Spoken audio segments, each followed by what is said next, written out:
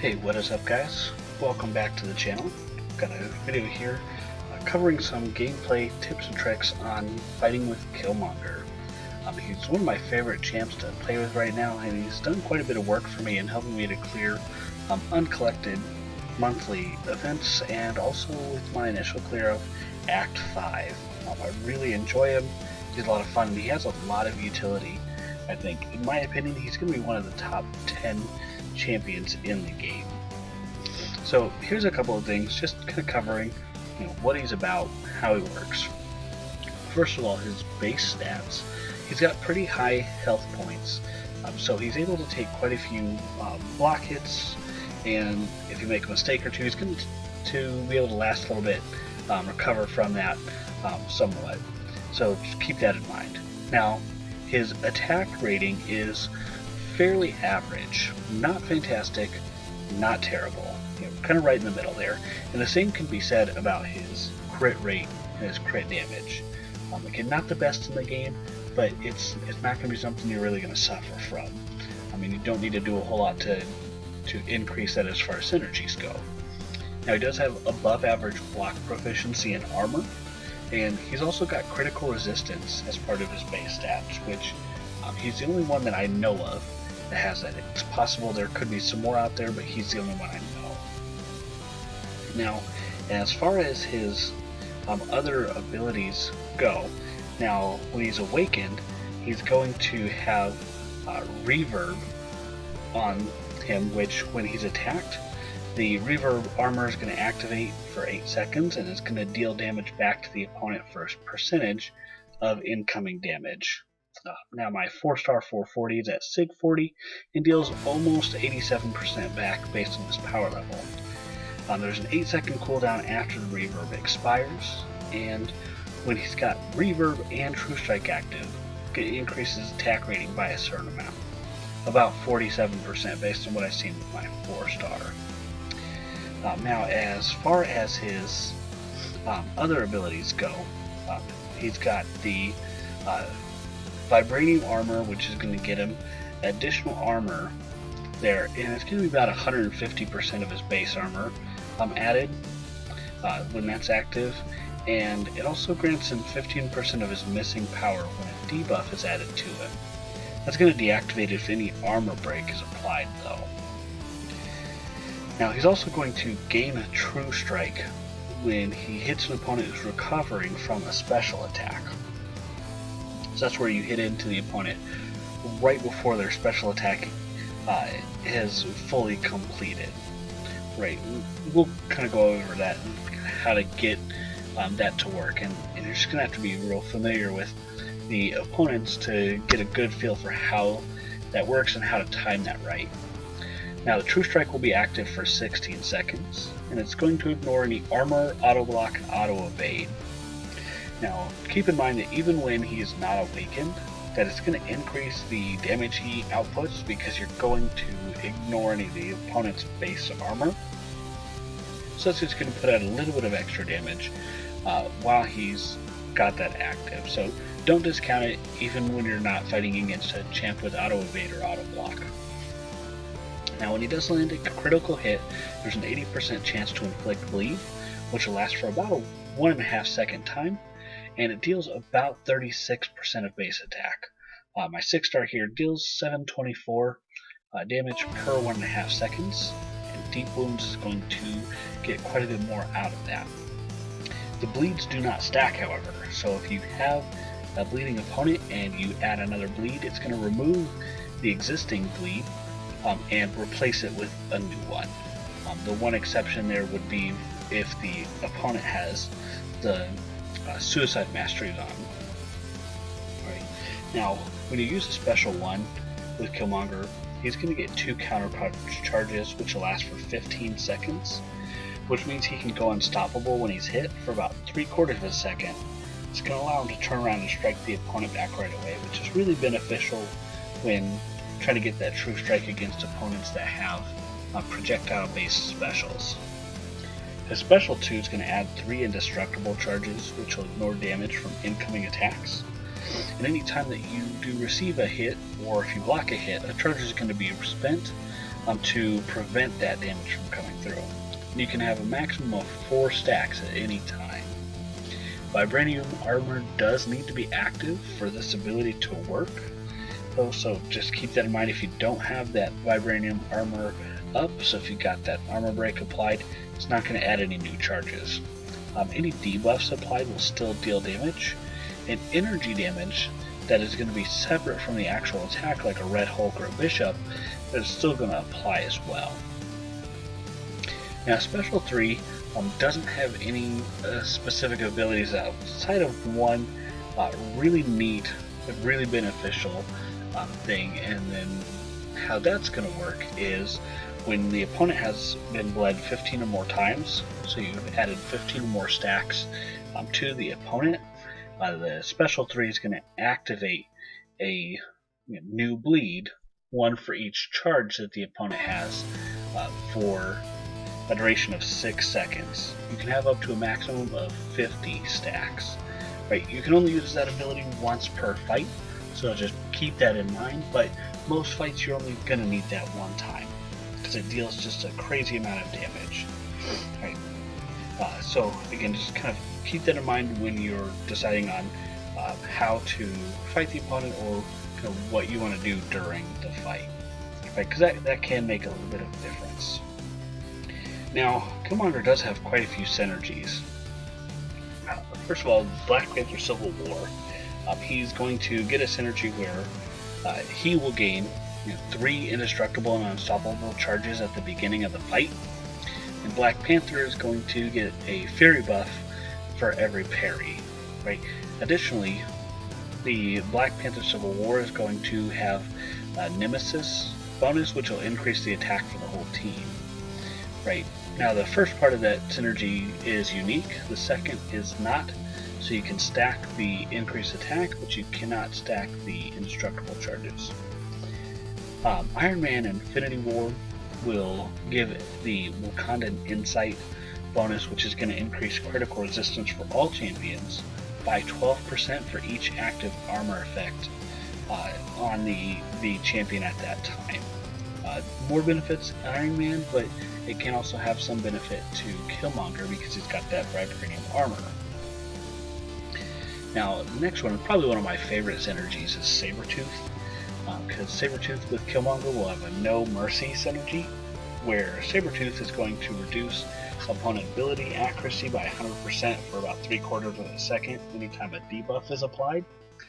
But with Killmonger, he's going to have an increased power rate of 30% when he hits opponents that are suffering from a debuff.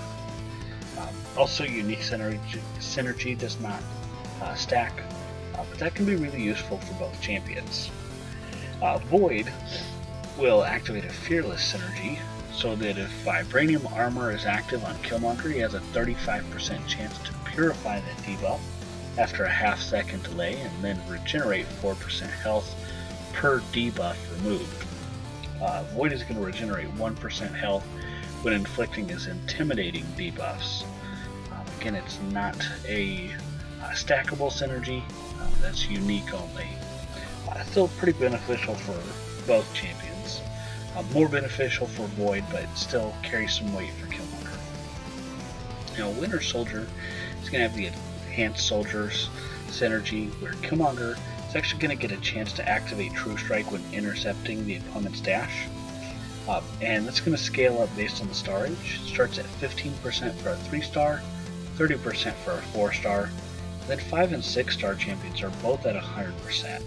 So that can be really useful, especially for champions that are hard to dash in right after their special attack animation.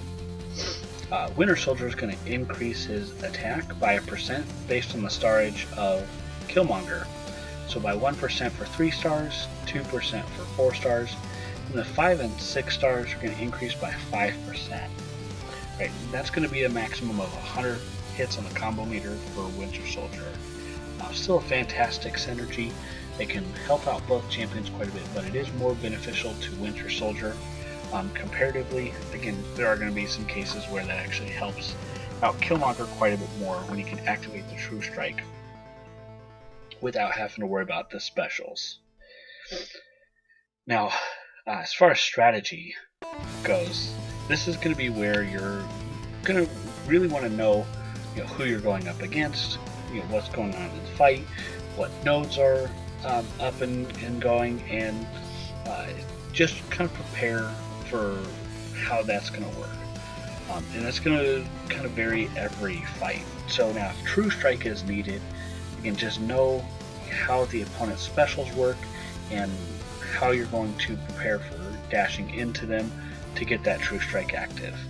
We see here against OG Iron Man and other champions like him, it's pretty easy to evade that special 1 and then to dash right in because it's a very short duration special, and you can dash in, get that True Strike active. Special 2, a little bit more difficult because it creates a little bit of extra space. That's not the easiest to get back into, but it's still doable. Right. With other champions, again, just got to know how their specials work and when you can dash in and when you need to create some space, how you do the dexterity, things like that. Using the special 1 to get those counterpunch charges can actually help you out quite a bit with working against opponents that have a ranged special or a projectile. That's going to allow you to kind of hold your ground so you can dash in a lot faster. Right, so just again, play the fight depending on who you're going up against, because you may need to bait the special 1 or push to a special 2 to activate that True Strike a little bit easier, or again, if you got that counter punch, to kind of work that in there. Some champions do have specials that are either really difficult or impossible to get a hit in before the special is over. Iron Man Infinity War is one of those champs where because the first motion of his special 1 is unblockable, and then he immediately jumps back and then launches his 2 projectiles at you, it's not one you're really going to be able to dash in after right away. Even having a counter punch out, it's just not going to work out very well. Special 2s might be able to because it's not unblockable, so you might be able to stand your ground and then dash in. But again, he's a champ that just creates a lot of space with his special, so it may not work out, and that's one where you just got to plan around how you're going to go through that. Now, other champs, again, that are purely physical based specials, those are going to be easy. You just need to know how much space you need to create between yourself and the opponent when they activate a special to be able to launch in right away. Just bear in mind that if you do have an opponent like a weakened Unstoppable Colossus or a Juggernaut, that you can't just dash into them right away because they're going to have that Unstoppable, and you may take some hits on that. You can still do it, just not recommended because you're probably going to still get hit in the face. Other champs that have projectile-based specials, you can work around it, and it can be beneficial to have the counter punches available, so that if you have a lot of space created by just dexterity, you can instead hold your ground with the counter punches instead. Right, now there are going to be a few champs like Beast and She-Hulks. Both their special 1s are going to create a lot of space when they launch their attack, so you may not always be able to get in even with your counter punch, but that's still where that's going to be most beneficial. So you can have those up and ready to go, kind of know how they work and if the spacing can work out for it or not. And that's where you also need to plan for if you need that True Strike and you're going to have a champion that you can't really get in after the special. You might want to have Winter Soldier with you so you can just intercept that dash instead. Now, also depending on the length and the type of fight, you're going to want to plan how to use his specials as well. This is where a little bit more thinking is going to be needed. You got to understand how Killmonger works and how your opponent works. Whether you really need more True Strike, whether you need more bleed, or whether you really need more indestructibility. Most short fights like the arena and most of your questing, you're probably not going to have to worry too much about that because all champions are going to go down just the same, basically. But if you're fighting a Nightcrawler, OG Spider-Man, you need that True Strike. If you're fighting a Morningstar or Luke Cage, these guys don't bleed, so you don't really need to worry about pushing to the special 3. You might want those indestructible charges to take some hits or take some block damage. You don't necessarily need True Strike. It can be beneficial, but it's not a must, right? So just kind of be mindful of what's going on during the fight to determine how you want to use those. Because if you do have a high health point opponent, say in like Act 5, or maybe if you're working through some uncollected and you've got a 4-star Killmonger, and if they bleed, you might just want to wait and stack up quite a few bleed charges and launch a special 3 where they're near the end of their health point pool, so that you can end the fight just a little bit faster with that huge bleed. Right. And also figure out kind of how their dashes work, get used to playing against them so you can know when to dash in during an intercept, and maybe you can get a True Strike active that way. So yeah, just kind of be mindful of what you have going on, what you have, who your opponent is, and what you want to do in the fight. Think about those things before the fight, so you know how you want to use those specials, because it may benefit you to use special 2s more, special 3, special 1, etc., etc. Now, he's not a really difficult champion to learn, even though he's got a lot going on for him, and you've got to kind of understand how the rest of the game works. It's one you're just going to pick up a feel for, because you're going to be facing so many of the same opponents over the course of your time in Marvel Contest of Champions, so it shouldn't take a master's degree to figure out. Again, he's still one you got to plan for, but it makes it a little bit more fun, I think, in my opinion, because he has so much utility and he can really wreck champions that will bleed, especially with his special 3. He's one of the best characters to take into almost any matchup, right? And because he's got the indestructible charge after a special 2 or with that synergy, if you make a mistake, then you're not going to take as much damage. Even with a debuff applied like a bleed stack or something, while you may still be able to recover in time to finish off the fight, so you don't have to worry about using a revive, for example. He's an amazing counter to auto evade and auto block. I love fighting Nightcrawler with this guy. Nobody really likes fighting Nightcrawler, but when I have my Killmonger and I see a Nightcrawler up there, I am actually kind of excited about that fight, because Killmonger just shuts him down so easily. Now, if you do go up against a champ that doesn't bleed, or doesn't have the auto evade or auto block that you don't necessarily need to prepare for, he's not necessarily the best. There are a lot of better options, because he does depend on his True Strike, getting some additional armor removed, or being able to remove auto block, auto evade, things like that. So some champs, he's not going to be your best counter, but he can take out a lot of people pretty quickly, because he can still deal a lot of damage, even with a fairly average attack rating and crit rating as well. So there you have it. There's some ways that I fight with Killmonger. Overview, just kind of how he works, what he's like.